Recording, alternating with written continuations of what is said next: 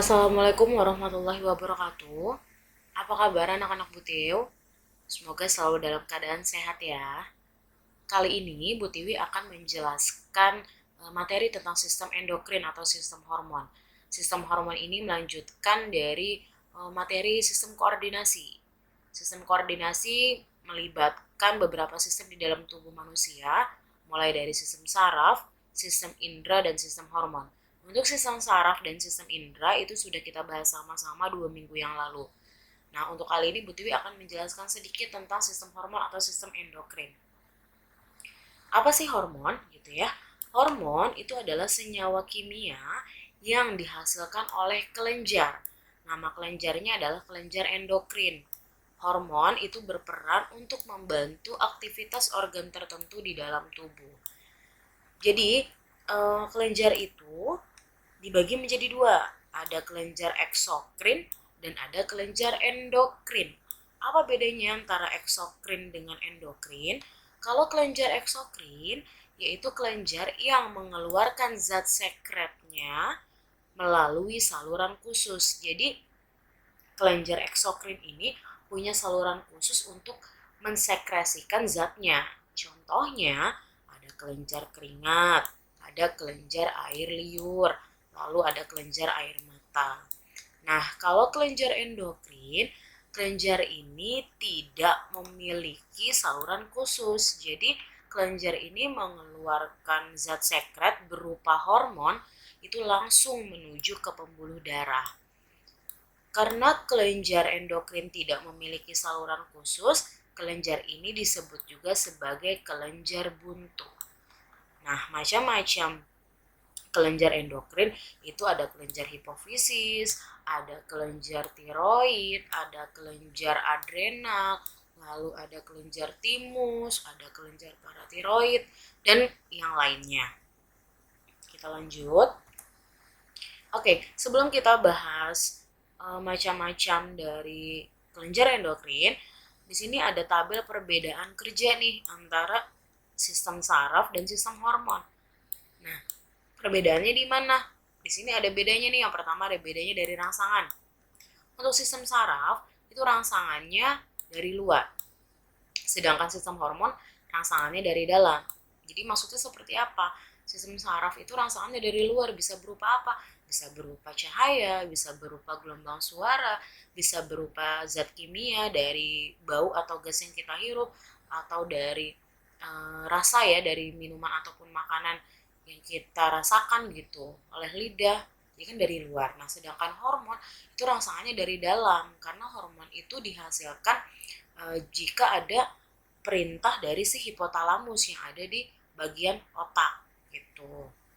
Lalu responnya kalau untuk sistem saraf itu cukup cepat. Jadi contohnya misalnya gini, Bu Tiwi manggil kalian nih, hey Rido gitu. Misalnya kalian langsung jawab, iya ibu saya gitu kan, berarti kan cepat gitu. Kalian menerima rangsangan berupa gelombang suara, lalu kalian mengeluarkan respon berupa jawaban juga gitu ya.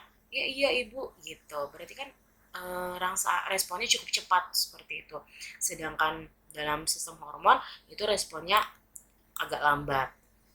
Nah, kalau perantara, jadi untuk sistem saraf untuk menyampaikan pesan atau menyampaikan rangsangan gitu ya dari sistem saraf satu ke saraf yang lain itu melalui yang namanya sinapsis gitu. Jadi ada penghubung nih antara sistem saraf satu dengan saraf yang lainnya.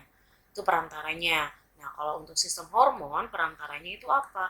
Perantaranya berupa darah. Jadi hormon dikeluarkan langsung menuju ke pembuluh darah gitu. Nanti dari darah akan disampaikan ke organ yang membutuhkan hormon tersebut gitu. Nah, kalau untuk waktu atau untuk pengaturannya, sistem saraf itu waktunya jangka pendek, sedangkan hormon itu dengan waktu yang jangka panjang. Jadi maksudnya apa? Misalnya nih dalam sistem hormon, kita hormon pertumbuhan gitu ya. Kita dari kecil, kita sampai dewasa, itu kan berarti ada hormon pertumbuhan nih di dalam tubuh kita. Itu kan jangkanya cukup panjang gitu, dari kita kecil sampai kita dewasa. Hormon pertumbuhan yang berfungsi untuk regenerasi sel atau menggantikan sel-sel yang rusak, lalu untuk pertambahan volume, untuk pembelahan sel gitu, itu kan membutuhkan waktu yang cukup panjang gitu. Jadi kita simpulkan tuh seperti ini, hubungan saraf dan hormon yaitu adalah hormon bekerja atas perintah sistem saraf melalui hipotalamus yang ada di bagian otak. Makanya dari itu rangsangan hormon itu dari dalam. Kita lanjut. Ada macam-macam kelenjar endokrin. Oke. Ini yang nanti kita akan pelajari ya. Macam-macam kelenjar endokrin, yang pertama ada kelenjar hipofisis. Kelenjar hipofisis ini adalah kelenjar pituitari. Kelenjar hipofisis ini berada di bagian otak depan gitu ya, dan cara kerja si kelenjar hipofisis ini diatur oleh yang namanya hipotalamus. Lalu ada kelenjar tiroid. Kelenjar tiroid ini terletak di leher, letaknya di bagian atas trakea. Lalu ada kelenjar paratiroid atau kelenjar anak gondok. Kalau kelenjar tiroid kan kelenjar gondok gitu. Kalau kelenjar paratiroid itu kelenjar anak gondok. Nah, yang mana? Nah, ini adalah kelenjar tiroid nih. Dilihat ya gambarnya ya. Ini kelenjar tiroid. Nah, yang biru-biru bulatan ini adalah kelenjar paratiroid atau kelenjar anak gondoknya. Jadi, kalau dilihat itu kelenjar paratiroid itu menempel pada si kelenjar tiroid gitu di bagian dalam. Selanjutnya ada kelenjar timus. Kelenjar timus ini yang terletak di percabangan trakea. Nah, ini kan trakea nih. Nah, ini paru-paru bagian kanan, ini paru-paru bagian kiri. Lalu ini ada kelenjar timus nih yang ada di percabangan trakea. Selanjutnya ada kelenjar pencernaan. Nah, kelenjar pencernaan ini nanti ada dua nih, berupa lambung dan usus. Selanjutnya ada kelenjar pankreas yang akan mengeluarkan getah-getah pankreas seperti itu ya, yang berdekatan dengan lambung dan usus. Lalu ada kelenjar adrenal atau kelenjar anak ginjal yang terletak di atas ginjal. Jadi ginjal kita ada dua, di bagian kanan dan di bagian kiri, berarti kelenjar adrenal kita juga ada dua. Nah, letaknya di atas. Selanjutnya ada kelenjar reproduksi. Nanti ini adalah yang membahas tentang hormon kelamin wanita dan kelamin laki-laki. Seperti itu. Kita lanjut. Kita bahas yang pertama adalah kelenjar hipofisis, atau nama lainnya adalah kelenjar pituitari. Kelenjar hipofisis kerjanya dikontrol atau diawasi oleh yang namanya hipotalamus. Jadi kelenjar pituitari ini atau kelenjar hipofisis ini terletak di bagian otak depan. Oke, kita sudah belajar nih otak ya kemarin di saraf pusat. Jadi hipotalamus ini terletak di otak depan. Lalu di sini ada nih. Nah, ini adalah kelenjar pituitari atau kelenjar hipofisis. Nah, kelenjar hipofisis itu juga dikatakan sebagai master of gland. Kenapa? Karena kelenjar hipofisis ini mengawasi kerja dari kelenjar-kelenjar lain. Oke, ini bagian dari kelenjar hipofisis atau kelenjar pituitari. Kelenjar hipofisis itu dibagi menjadi 3 bagian. Ada bagian depan atau hipofisis anterior, lalu ada bagian tengah, ini di sini ada bagian tengah hipofisis intermedia atau intermediate, lalu ada hipofisis bagian belakang atau hipofisis posterior. Antara hipofisis anterior, hipofisis intermedia dan hipofisis posterior itu dihasilkan hormon yang berbeda-beda, fungsinya juga beda-beda. Nah, di sini ya kita lihat nih gambarnya sebelah sini. Ini adalah hipotalamus yang mengontrol kerja dari hipofisis. Ini ada hipofisis anterior atau anterior pituitari, sama saja ya nak ya. Hipofisis pituitari dengan hipofisis dengan pituitari itu sama saja. Lalu ada yang namanya hipofisis posterior. Nah, kalau untuk hipofisis anterior itu nanti akan menghasilkan beberapa hormon, cukup banyak di hipofisis anterior.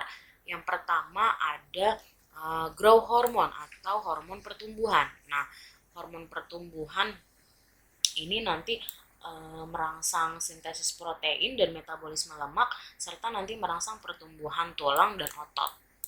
Selanjutnya ada hormon prolaktin. Nah, hormon prolaktin ini nanti dia merangsang dalam produksi air susu ibu atau produksi ASI. Lalu ada FSH dan LH, follicle stimulating hormone dan luteinizing hormone. FSH dan LH ini nanti berperan dalam hormon kelamin, ya, testis pada pria dan ovarium pada wanita. Selanjutnya ada thyroid stimulating hormone atau yang merangsang kelenjar tiroid untuk menghasilkan hormon. Nah, ada juga ACTH atau adrenocorticotropic hormone. Ini yang merangsang bagian korteks adrenal atau bagian korteks dari anak ginjal gitu ya. Nanti di hipofisis posterior itu juga ada hormon ya. Lalu di hipofisis intermedia itu juga ada hormon nanti yang dihasilkan. Kita akan pelajari. Oke, kita lanjut. Nah, kita pelajari dulu nih. Yang pertama yaitu adalah hipofisis anterior. Jadi anterior apa? Bagian depan ya. Jadi kelenjar hipofisis di bagian depan. Yang pertama itu menghasilkan yang namanya growth hormone atau hormon pertumbuhan. Nah, hormon pertumbuhan ini atau nama lainnya adalah somatotropin hormone atau STH yang berfungsi untuk merangsang sintesis protein dan metabolisme lemak serta tadi merangsang pertumbuhan tulang dan otot. Lalu berperan juga karena dia sebagai hormon pertumbuhan berarti untuk pembelahan sel, lalu untuk pertambahan volume dan untuk regenerasi sel. Jadi menggantikan sel-sel yang sudah rusak. Nah, jika di tubuh seseorang gitu ya terjadi kekurangan hormon pertumbuhan atau kekurangan GH ini pada anak-anak dapat mengakibatkan kekerdilan tubuh. Nah, ini seperti gambar sebelah sini ya. Akan mengakibatkan kekerdilan tubuh atau nama lainnya kretinisme atau nama umumnya adalah cebol seperti itu. Itu kalau kekurangan hormon pertumbuhan. Nah, jika kelebihan hormon pertumbuhan itu bisa menyebabkan dua kelainan nih ya. Kalau misalnya nanti kelebihan hormon ini pada anak-anak, ini kalau pada anak-anak, kelebihan hormon pertumbuhan pada anak-anak sehingga mengakibatkan pertumbuhan raksasa, gitu ya. Ini namanya adalah gigantisme. Nah, sedangkan kalau misalnya pada orang dewasa gitu ya tiba-tiba mengakibatkan pertumbuhan yang tidak seimbang karena kelebihan hormon pertumbuhan gitu, nanti akan menyebabkan kelainan yang namanya adalah akromegali. Jadi nanti menyebabkan pertumbuhannya tidak seimbang, akromegali. Jadi sebenarnya gini bedanya, kalau kelebihan hormon pertumbuhan pada saat masih anak-anak itu nanti akan menyebabkan gigantisme, sedangkan kalau kelebihan hormon pertumbuhan pada saat sudah dewasa itu disebut akromegali. Kita lanjut. Hormon yang kedua adalah TSH atau thyroid stimulating hormone. Namanya saja sini sudah thyroid stimulasi ya, berarti adanya rangsangan. Berarti fungsi dari TSH ini adalah merangsang kelenjar tiroid untuk memproduksi hormon. Nah, benar dikatakan hipofisis itu adalah master of gland karena hipofisis mengatur atau mengawasi kerja kelenjar lain. Nah, di sini hormon yang dihasilkan oleh hipofisis anterior salah satunya adalah TSH. Nah, TSH ini adalah merangsang kelenjar tiroid untuk memproduksi hormon. Nah, hormonnya apa yang diproduksi oleh kelenjar tiroid? Nama hormonnya adalah hormon tiroksin. Jadi TSH ini selain merangsang sekresi hormon tiroksin, nanti akan mengontrol pertumbuhan dan perkembangan kelenjar gondok atau kelenjar tiroid tadi ya. Selanjutnya ada adrenocorticotropic hormone atau kalau disingkat adalah ACTH. Nah, hormon ACTH ini berperan dalam merangsang sekresi dari kelenjar korteks adrenal atau kelenjar korteks anak ginjal. Jadi adrenal itu nama lainnya adalah anak ginjal. Jadi selain itu mengontrol pertumbuhan dan perkembangan kulit ginjal serta merangsang adrenal untuk mensekresikan glukokortikoid. Ya, nanti kan kita bahas.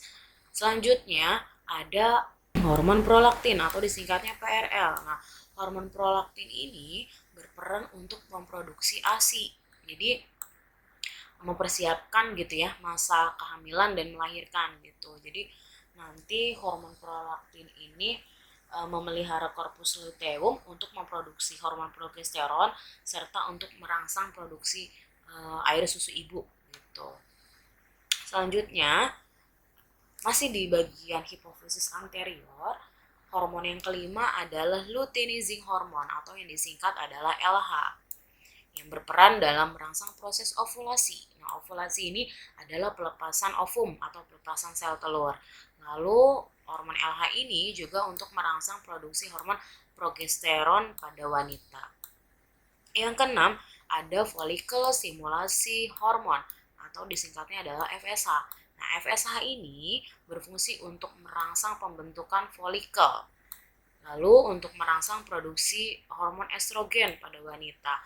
Nah, kalau untuk laki-laki itu untuk membantu proses spermatogenesis atau pembentukan sperma. Yang ketujuh, ada ICSH atau interstitial cell stimulating hormone, yaitu adalah berperan untuk merangsang sel-sel interstisial testis untuk memproduksi hormon testosteron dan androgen pada pria. Jadi dari LH, FSH, dan ICSH ini termasuk ke dalam yang namanya gonadotropin hormon atau hormon sel kelamin. Gonad itu adalah kelamin. Oke, kita lanjut. Tadi sudah hipofisis anterior, sekarang kita hipofisis intermediate atau hipofisis bagian tengah. Nah, di sini hanya ada satu hormon. Hormonnya adalah melanocyte stimulating hormone atau MSH singkatannya. Di sini MSH ini berperan dalam mempengaruhi pigmen kulit atau nama lainnya adalah melanin. Jadi MSH ini meningkatkan pigmentasi kulit dengan cara menyebarkan butir melanin. Nah, di sini ada dua kelainan. Jika kekurangan pigmen warna kulit gitu, nanti akan menyebabkan warna kulitnya ada yang warnanya putih-putih gitu, semacam albino. Jadi nama lainnya juga adalah hipopigmentasi. Nah, sedangkan jika berlebih pigmen warna kulitnya itu yang namanya hiperpigmentasi.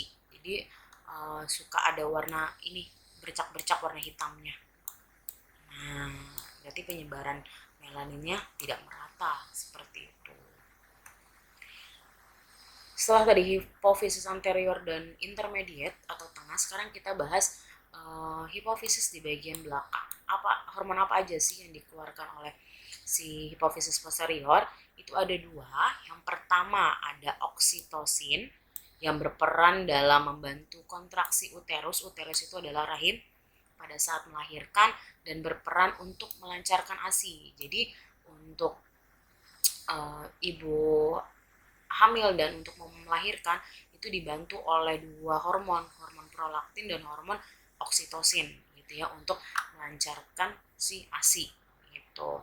Selanjutnya ada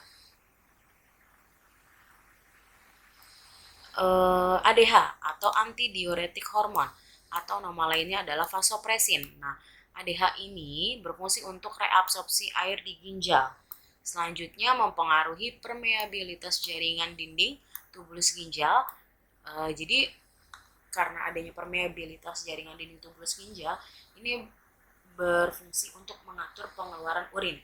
Nah, jika di dalam tubuh kita kekurangan ADH atau kekurangan vasopresin, nanti bisa menyebabkan penyakit yang namanya diabetes insipidus. Nah, diabetes insipidus itu adalah sering mengeluarkan buang air kecil gitu, seperti beser. Kita lanjut. Nah, hipofisis sudah. Sekarang kita bahas kelenjar tiroid.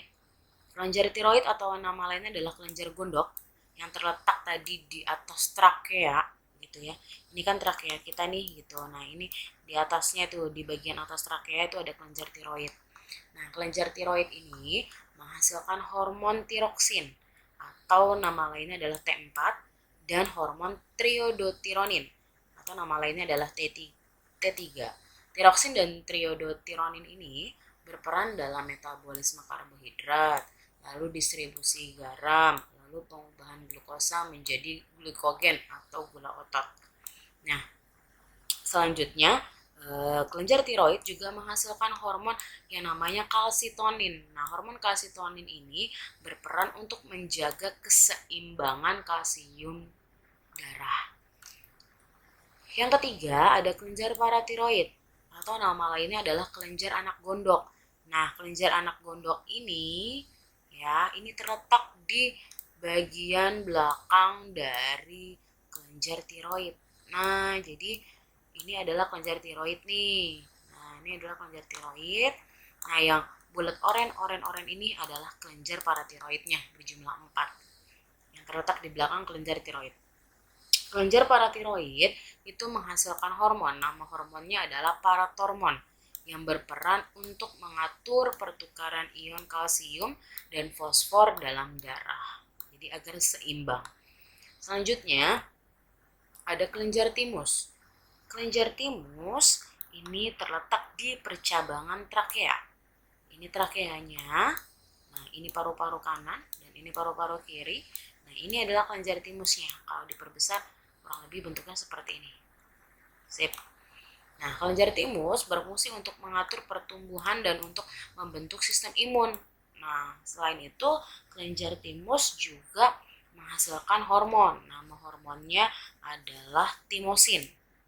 Ya, kelenjar timus menghasilkan hormon adalah timosin. Nah, timosin ini berfungsi untuk mengaktifasi GH. GH tadi adalah growth hormone atau mengaktifasi hormon pertumbuhan. Lalu merangsang kerja sel dari limfosit T. Nah, sel limfosit T ini berfungsi untuk menghancurkan atau melawan antigen atau benda asing yang masuk ke dalam tubuh. Selanjutnya akan membentuk sistem imun. Itu fungsi dari kelenjar timus. Selanjutnya ada kelenjar adrenal atau nama lainnya adalah kelenjar anak ginjal. Kenapa dikatakan kelenjar anak ginjal? Karena kelenjar adrenal ini terletak di atas ginjal. Nah, ginjal kita ada 2, kanan dan kiri. Berarti kelenjar adrenal kita juga ada 2 ya. Nah, terletak di atas ginjal. Oke, kelenjar adrenal itu terdapat 2 bagian. Ada bagian korteks atau bagian luar, lalu ada bagian medula atau bagian dalam. Nah, kalau bagian korteks itu kerjanya dipengaruhi hormon ACTH, adrenocorticotropic hormone. Lalu adrenal korteks itu menghasilkan hormon, nama hormonnya adalah kortison yang membantu dalam metabolisme garam, natrium, dan kalium atau mineral kortikoid, lalu membantu dalam metabolisme karbohidrat atau glukokortikoid. Selanjutnya, sedangkan adrenal bagian dalam gitu atau bagian medula itu nanti menghasilkan hormon yang namanya adrenalin atau nama lainnya adalah epinefrin. Nah, si hormon adrenalin ini itu adalah meningkatkan denyut jantung, lalu kecepatan pernafasan. Jadi bahasanya seperti adrenal itu loh, memacu adrenalin seperti itu. Jadi meningkatkan denyut jantung, lalu kecepatan pernapasan. Nah, di medula juga menghasilkan hormon yang noradrenalin atau norepinefrin. Jadi noradrenalin ini bekerjanya berlawanan dengan adrenalin gitu. Kalau adrenalin tadi meningkatkan denyut jantung, berarti kalau noradrenalin itu adalah memperlambat gitu. Kita lanjut. Nah, ada kelenjar pencernaan. Tadi kelenjar pencernaan itu ada 2 ya. Ada bagian lambung dan ada bagian usus. Kalau kelenjar yang di lambung itu terjadinya di dinding lambung. Ya, di sininya nih. Nah, ini di sini. Terjadi di dinding lambung yang akan menghasilkan hormon gastrin. Nah, hormon gastrin ini berperan dalam merangsang sekresi getah lambung gitu. Nanti di getah lambung itu terdapat enzim, lalu terdapat asam lambung ya yang membantu dalam proses pencernaan makanan. Selanjutnya ada kelenjar usus. Nah, yang terletak di dinding usus yang menghasilkan dua hormon. Ada hormon sekretin dan ada hormon kolesistokinin yang fungsinya berbeda. Kalau hormon sekretin itu berfungsi untuk merangsang pankreas untuk menghasilkan getah pankreas. Nah, getah pankreas ini nanti akan menetralkan zat dari lambung gitu dalam proses sistem pencernaan. Selanjutnya, hormon kolesistokinin itu berfungsi untuk merangsang kelenjar empedu untuk menghasilkan cairan empedu. Nah, cairan empedu ini nanti berfungsi untuk membantu penyerapan lemak ke dalam tubuh dalam sistem pencernaan. Kita lanjut, ada kelenjar pankreas. Nah, kelenjar pankreas ini bentuknya ini yang warna kuning ini ya. Nah, ini adalah kelenjar pankreas nih. Kelenjar pankreas itu terjadinya di Pulau Langerhans namanya. Pulau Langerhans letaknya di sini nih. Nah, ini kalau diperbesar. Nah, di Pulau Langerhans itu di dalam terdapat dua sel yang berperan sebagai hormon. Yang pertama adalah sel alfa. Sel alfa ini nanti akan mensekresikan glukagon. Lalu ada sel beta yang akan mensekresikan insulin gitu. Jadi untuk kalau glukagon itu berperan dalam menguraikan gula otot atau glikogen menjadi gula darah atau glukosa. Sedangkan insulin berperan dalam mengubah gula darah menjadi bentuk glikogen atau gula otot. Jadi gula darah disimpan dalam bentuk glikogen. Nah, jika di dalam tubuh kekurangan glukagon, nanti akan menyebabkan pengendapan protein. Lalu jika kelebihan glukagon nanti bisa menyebabkan tumor pankreas. Kurang lebih gambarnya seperti ini. Tumor pankreas ini adalah pankreasnya dan ini terjadi tumor.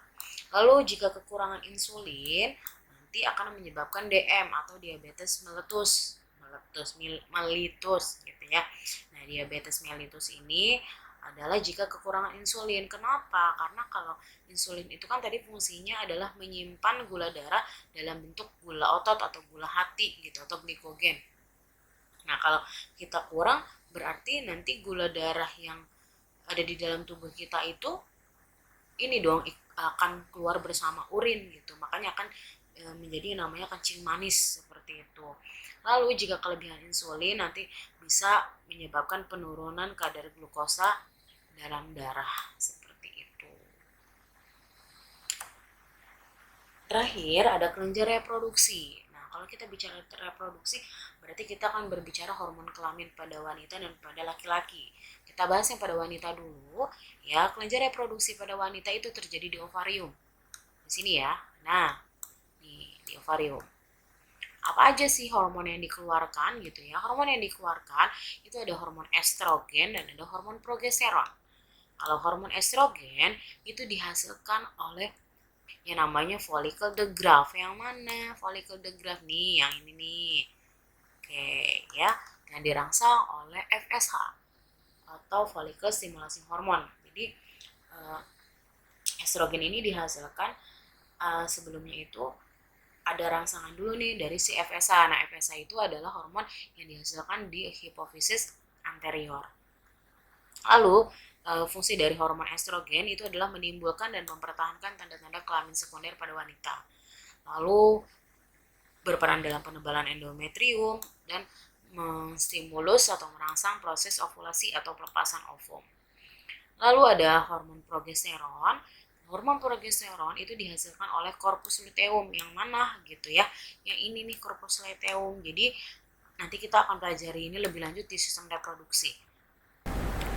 Nah, sebenarnya ovarium tuh mana sih ini? Ovarium tuh ini nih.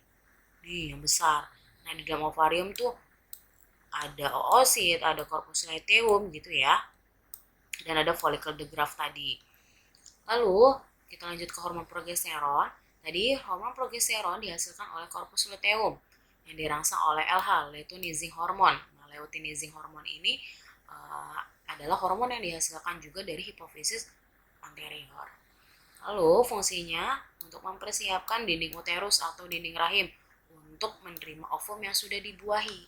Nah, kalau ovumnya tidak dibuahi nanti akan keluar dalam proses menstruasi. Terakhir, kelenjar reproduksi pada laki-laki terjadinya di bagian testis. Yang mana? Nih, ya. Bagian testis nih, testis pada laki-laki. Hormonnya ada apa? Ada estrogen dan ada testosteron. Nah, hormon estrogen pada laki-laki itu tidak boleh terlalu banyak gitu ya. Jika nanti terlalu banyak hormon estrogen di dalam laki-laki nanti akan menghasilkan gaya yang seperti kecewe-cewean gitu. Ya, hormon estrogen pada laki-laki itu dihasilkan oleh sel sertoli gitu. Sel sertoli ini yang ini bentuknya nih, di sini tempatnya nih. Nah, ini tuh berada di bagian tubulus seminiferus. Tubulus seminiferus ini ada di bagian testis, di dalam testis. Nah, hormon estrogen pada laki-laki itu dirangsang oleh FSH, ya, follicle stimulating hormone. Dan fungsinya adalah mengatur spermiasi atau pematangan sperma. Selanjutnya ada testosteron. Nah, testosteron ini dihasilkan oleh sel Leydig. Yang ini nih. Nah, sel Leydig dan sel sertoli ini sama terdapat di dalam testis di bagian tubulus seminiferus atau di saluran testisnya. Kalau testosteron itu tadi dirangsang oleh yang namanya ICSA. Nah, ICSA ini adalah hormon yang hanya dimiliki laki-laki, ya, interstitial cell stimulation hormone, yang memang untuk merangsang produksi testosteron. Lalu fungsinya adalah pembentukan tanda-tanda kelamin sekunder pada pria seperti suara menjadi membesar, lalu tumbuhnya jakun, tumbuhnya kumis seperti itu, dan merangsang dalam proses spermatogenesis atau pembentukan sperma. Oke, sekian materi tentang sistem hormon. Jika ada yang ingin ditanyakan, boleh hubungi Bu Tiwi via WhatsApp. Insya Allah, jika waktunya ada, Bu Tiwi jawab. Untuk materi PTS, hanya satu bab, yaitu sistem koordinasi saja, yang melibatkan sistem saraf, sistem indera, dan sistem hormon. Soalnya nanti ada 30 soal. Kurang lebihnya mohon maaf. Bu Tiwi akhiri. Assalamualaikum warahmatullahi wabarakatuh.